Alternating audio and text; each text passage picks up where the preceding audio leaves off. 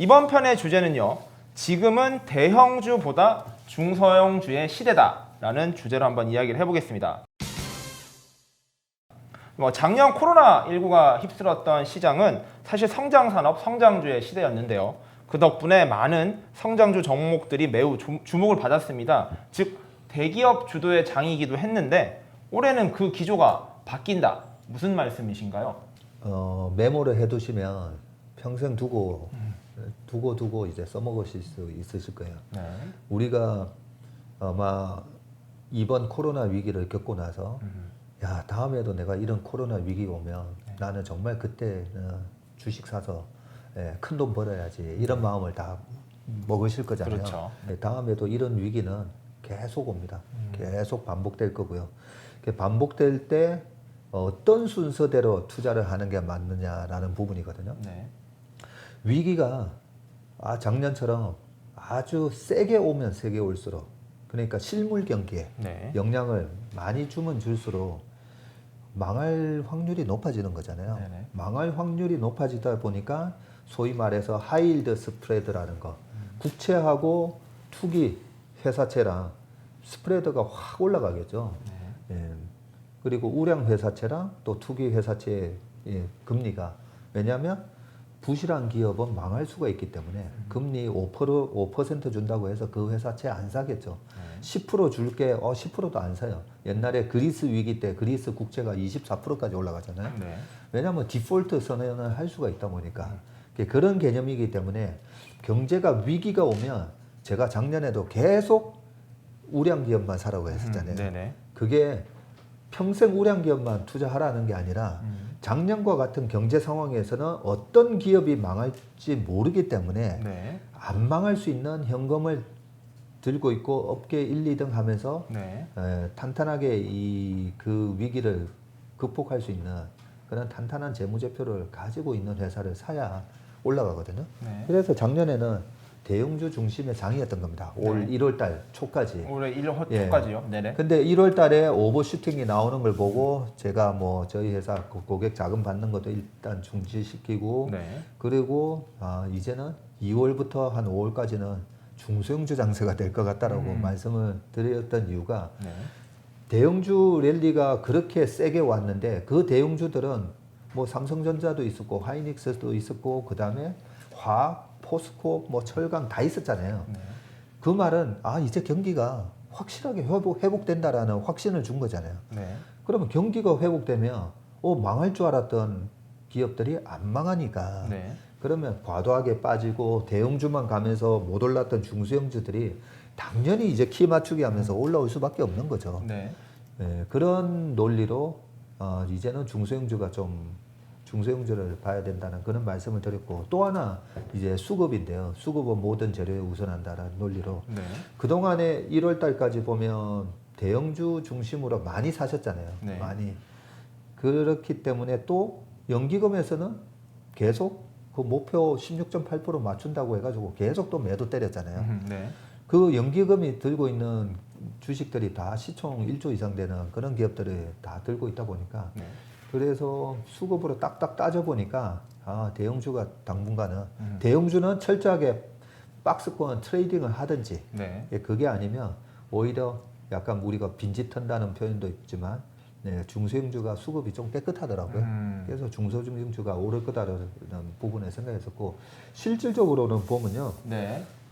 중소형주들이 꽤 많이 올랐어요. 소형주 차트거든요. 네. 코스피에서 소형주 차트인데, 네. 소형주 차트는 벌써 지난 고점이었던 훌러덩 벗겼죠. 지금 네네. 소형주 차트가 지금 보시면 지수가 2,696이었고요. 네. 직전 고점이 2,400이 안 됐었거든요. 네네.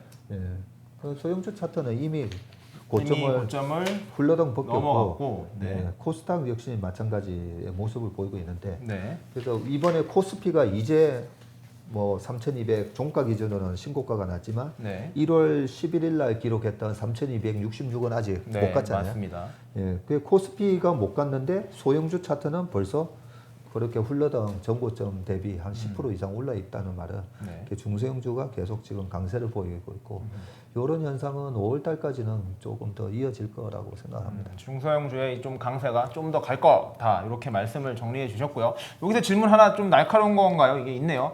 헤이무님입니다. 대형주와 중소형주를 나누는 기준이 정확히 뭔가요? 제가 갖고 있는 코스피 시총이 40위인데도 얼마 오르지도 않았고 이게 중소형주인지 잘 모르겠어요. 시총 40위 대한항공이 지금 9조 2천억 정도 하거든요. 네. 예, 9조 2천억이고 시총이 한 200위 정도 되면 네. 코스피 200 시총 200위 정도 되면 시총이 한 4,500억 정도 할 거예요. 네네. 예. 그래서 저희가 이 초대형주가 움직였잖아요. 네. 이게 채권도 마찬가지입니다. 채권 시장이 움직일 때 국채가 먼저 움직이고 네. 그 다음에 우량 회사채 움직이고 나중에 트리플 B 마이너스까지는 움직이는데 그 밑에 정크 주식, 정크 본드는 안 움직여요. 그런 것처럼 지금 초대형주 이거 시총 상위 한 15등 안에 있던 주식들이 작년에 엄청 올랐잖아요. 그렇죠. 저희가 생각하는 뭐 제가 말씀드리는 중소형주라는 얘기는 네. 시총 5천억부터 시총 한 3조? 네. 5천억부터 3조. 네. 네. 그 정도에서 계속 굉장히 강한 이런 주가 움직임이 계속 나온다라고 보고 있습니다. 그리고 마지막 장이 얘네들마저도 이제 다 올라가잖아요. 네네. 그게 보통은 우리가 이제 뭐 블루칩이라고 얘기하고 그 다음에 그 밑에 있는 시총 중형주를 옐로칩이라고도 많이 표현을 했었는데 네. 블루칩, 옐로칩 다 가고 나면 이제 장이 꺾이기 전에 마지막 잡주 장세가 온다 그러잖아요. 네네. 그 마지막 잡주까지 화려하게 불을 태우고 그리고 이제 장이 꺾어지는 게 네. 과거에 이제 소위 말하는 우라카미 구니오가 얘기했던 주식시장 흐름 일론법을 보면 네. 마지막 이제 역금융 장세에서 나오는 현상이긴 한데 네. 뭐 그런 잡주단까지는 얘기 안 하더라도 네. 근데 그 잡주단까지 저는 다 올라간다고 봐요. 그런가요? 네, 네네. 다 올라갈 것 같습니다. 올라갈 것 같은데 지금은 우리가 뭐 그런 주식까지는 하면 안 되잖아요. 네, 맞습니다. 하면 안 되기 때문에 시총 그래도 뭐 한 5천억 좀 더 한 3천억 정도부터 시총 3조 사이 그쪽을 좀 잘 보시면 괜찮을 것 같아요. 뭐 시총 기준으로는 금방 말씀하신 대로 5천억에서 한 3조 정도 규모를 말씀하셨는데 또 질문이 많이 나오고 제가 여쭤보려 했던 거는 코스피랑 코스닥이 있잖아요. 요새 네. 코스닥 시장도 굉장히 화랑인데 코스닥 시장에 있는 그러면 중소형주 이런 것도 봐야 돼도 상관이 없는지 이런 거 한번 대답을 해줄 수 있으실까요? 예, 업종별로는 뭐 코스닥에 있는 기업이든 코스피에 있는 기업이든 아무 상관없죠. 예, 오히려 코스피에서 연기금의 매도가 계속 나오고 있으면 네. 사실 코스닥이 좀 더 가볍게 움직일 수도 있는 거고, 네. 그죠? 그래서 뭐 반도체 장비인데 코스피에 있고 코스닥에 있고 그런 구분 없이 저는 매매하시는 게 맞다고 봅니다.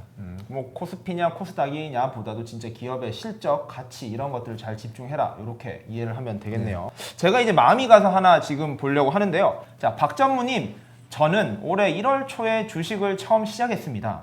워낙 고점에 사서 지금까지도 많이 마이너스입니다. 희망회로 돌리며 한 주도 팔지 않고 보유 중인데요. 장투하라시는 말씀을 듣고 마음을 다잡았지만 요즘 마음이 많이 무겁습니다.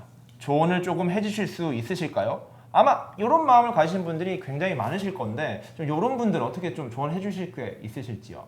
제가 우리나라 기업들이나 미국 기업이든 이 경기 순환을 타는 기업들은 네.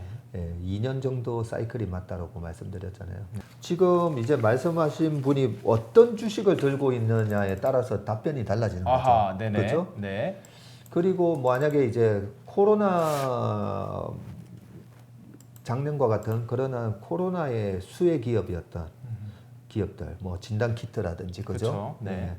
그런 기업들을 그러면 장기 투자를 하겠다라고 했을 때 바이러스의 역사는 보면 거의 6년마다 제가 반복된다 했잖아요. 6년이요. 예, 2003년도에 사스, 2009년도에 신종플루, 그러네요. 네. 2015년도에 메르스, 어. 그리고 작년에 코로나. 또 19. 네. 예, 그래서 진단 키트에 물리시면 네. 6년 정도 지나면 다시 회복할지는 모르겠지만 네. 그 6년 동안에 돈이 그죠 묶이는 효율적으로 거죠. 다른 거에 투자를 해서 벌 수 있는데 그런 이제 차이가 있을 수가 있고요. 네. 그리고 만약에 우리가 아마존 같은 거를 투자를 했다라고 가정을 하면 네. 2099년도에 닷컴 버블 때 아마존 주가가 뭐 1불대에서 한 100불 갔다가 그 100불이 다시 1.6달러까지 빠지거든요. 그 1.6달러가 다시 1600배 올라서 지금 와 있는 거거든요. 네네. 그런 기업이라고 내가 확신을 하면 네. 뭐 1월 달에 물려가지고 지금 3개월 지났잖아요. 3개월 지났죠. 예. 그래서 어떤 주식을 투자하셨는지 모르겠지만 네. 장기 투자를 한다라는 마음으로 사셨다라고 방금 했잖아요. 네. 그러면 어떤 패러다임을 바꾸는 혁신 기업을 사셨을 거 아니에요. 네, 그렇죠. 예, 혁신 기업을 사셨으면 그냥 빠지면 더 좋은 거 아닌가요? 빠지면 월급 아마 뭐 아르바이트를 하시던 네. 월급을 받으시는 걸로 그 물린 주식 더 사시면 되잖아요. 그렇기 때문에 한번 스스로 되물어 봐야 돼요. 내가 장기 투자로 해서 샀다고 했는데 왜 3개월 된 시점에서 지금 네. 이렇게 마음 졸이고 있는 건지 그건 장기 투자가 아닌 건지 네. 음. 그래서 그거는 내가 혁신 기업을 샀느냐 아니면 시클리컬 기업을 샀느냐 아니면 단기 이벤트가 뭐가 나온다 해서 샀다가 물렸느냐 예, 단기 이벤트 뭐가 나온다고 해서 나왔는데도 주가 빠지면 손절해야 되는 거고요. 그렇죠. 예, 장기적인 혁신 기업이 확실하다면 그러면 그 월급 받으신 걸로 더 사시면 되는 것 같습니다. 근데 이제 혁신 기업에서도 이제 제가 하나 더 말씀을 드리면 네. 혁신 기업을 매매할 때 좀 조심하셔야 될 게 네. 방금 99년, 2000년도에 아마존에 대해서 제가 말씀드렸잖아요. 네. 예, 그때 닷컴 버블이 있었고 그죠? 네. 그러면 닷컴 버블이 있었을 때 사람들이 열광을 했던 그 인물이 제프 베이조스였냐? 아니었어요. 그렇죠. 네, 99년 닷컴 버블 때 가장 사람들이 열광했던 인물이 누구냐면요. 네. 야후를 만든 제리 양이라는 그렇죠. 제리 네. 양이죠. 네네. 제리 양이 지금의 거의 앨런 머스크였어요. 야후가 거의 뭐 저도 그때 야후 쓰고 지금도 제 그 이메일이 야후닷컴이잖아요. 네네. 네, 그 정도로 20년 전에는 야후가 독보적이었어요. 그 야후를 이겨보려고 마이크로소프트에서 넷스케이프도 인수하고 뭐 등등 했었는데 네. 그런데 지금은 야후 주가가 어떻게 돼 있는지 저 모르겠습니다. 예. 그렇죠. 지금 그렇죠. 저도 네. 그리고 그때 당시에 99년, 2000년도에 그러면 우리나라에서 우리나라 닷컴 기업의 1등은 뭐였을까요? 다음이었어요. 그렇죠. 다음이 포털 1등이었고 네이버가 2002년도에 상장하거든요. 그 혁신 기업이라 생각해서 다음을 계속 들고 그나마 계속 계셨으면 카카오가 인수해 주는 바람에 그렇죠. 네, 네. 살아났는데 만약에 카카오랑 합병 안 했으면 어쩔 뻔했겠어요. 그죠? 그래서 우리가 혁신 기업도 저는 아무리 혁신 기업이라도 저는 10년 동안 저는 들고 가는 거는 옳지 않다라고 생각합니다. 2년마다 경쟁 구도를 파악을 해서 해야 되는데 2002년도 네이버가 상장이 되고 NHN으로 상장이 됐었는데요. 네. 그때 한 게임이 있었고 그 다음에 포탈이 이제 약간 기울어질 때 지식인이라는 또 새로운 킬러 아이템을 네. 만들어낸 거죠. 지금은 웹툰이라는 게 있고 그죠? 네. 막 계속 진화를 했어요 보면 아마존은 지금은 또 뭐죠? 클라우드 하잖아요. 네. 예, 전 세계 클라우드 1등 하고 있잖아요. 그런 식으로 진화를 했기 때문에 지금의 주가가 있는 거거든요. 네. 그래서 어떤 기업이 나는 혁신 기업이라고 섣불리 판단해서 10년 들고 가는 것도 저는 아주 위험한 발상이라고 생각합니다. 그래서 저는 무조건 주식은 2년마다 체크를 하면서 가자. 그 댓글에 이래 아주 좋은 질문들이 많은데 그럼 혁신 기업은 뭐죠? 혁신 기업은 우리가 그냥 교과서에 배웠던 것처럼 1차 산업혁명, 2차 산업혁명. 산업혁명이 뭐죠? 인풋 대비, 투입 대비 엄청나게 많이 생산할 수 있으면 그게 이제 생산성이잖아요. 네. 예. 그 생산성을 급격하게 향상시킬 수 있는 게 혁신 기업인 거거든요. 그러면 최근에 이제 뭐 옛날 산업혁명 얘기할 거 없이 최근에 뭐 우리가 80년대에 이제 286, 386, 486, 586 이제 PC가 나왔을 때 네네. 너무 편하죠. 제가 학교에 입학했던 이제 89년도 저는 89학번인데 88년, 87년도, 뭐 89년도에 타자 쳤었어요. 타자. 아하. 타자 딱딱딱딱 치다가 틀리면 그 종이 버려야 버리고. 되잖아요. 아. 그리고 다시 타자 탁탁탁탁탁 쳐야 되는데 네. PC가 나오면서 얼마나 편해졌어요. 그리고 뭐 그때 당시만 하더라도 또 미국에 전화하려면 돈이 엄청나게 비싸죠. 근데 지금은 그냥 카카오톡 보이스톡으로 공짜로 다 전화하잖아요. 그렇죠. 엄청난 비용과 시간을 세이브해 줄 수 있는 그런 기업들이 다 혁신 기업이라고 보면 돼요. 네. 네, 그러면 뭐 좀 더 이제 구체적인 얘기를 한번 들어볼게요. 네. 최근에 10년 동안에 90년도에는 퍼스널 컴퓨터로 시작해서 온라인 네. 닷컴 혁명까지 그게 90년대로 이끈 그 IT 혁신이었다면 네. 최근 2010년부터 2020년까지는 저는 애플 아이폰으로 시작해서 테슬라로 끝나는 혁신이었다고 보거든요. 네. 그러면 애플 아이폰이 스마트폰으로 딱 나오면서 우리가 그냥 컴퓨터 하나 들고 다니는 거잖아요. 그렇죠. 근데 컴퓨터만 들고 다니는 게 아니라 디지털 카메라 들고 다니죠. 보이스 리코더 들고 다니죠. 뭐 별거 다 들고 다니는 거죠. 이 전화기 하나에. 엄청난 혁신이죠. 그걸로 우리 생활이 편해졌듯이 전기차 같은 경우에는 이게 전기차만이면 기존의 내연기관차하고 뭐 별 차이가 없는데 네. 환경 개선하는 그 정도 효과. 근데 이게 자율주행이라는 컨셉이 지금 묻어 있잖아요. 네. 자율주행이면 우리 출퇴근 시간에 버리는 그 2시간에서 3시간에 그 아까운 시간을 자율주행 딱 맞춰놓고 딴 걸 할 수가 있잖아요. 네.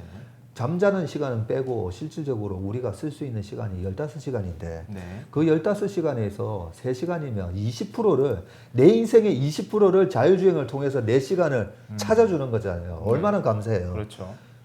그래서 이 혁신기업이라는 거는 우리의 시간과 노력과 비용을 향상시켜주면 그게 혁신기업이라고 보시면 돼요. 네. 그런 기업에 투자를 할 때 그게 맞았다면